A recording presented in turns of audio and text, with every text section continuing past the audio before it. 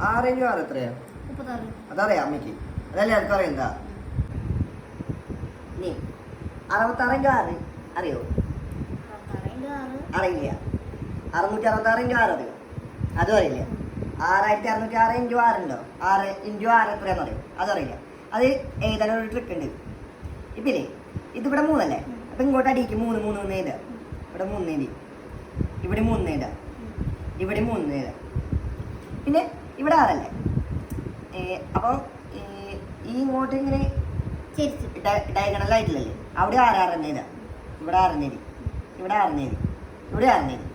ഇനി ഇവിടുത്തെ ഈ നടുവിലത്തെ സാധനങ്ങൾ കിട്ടണം. ഇപ്പോൾ 6 + 3 + 6 = എത്രയാവും?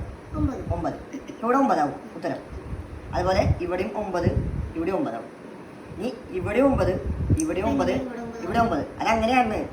ഈ 3 + 6 9.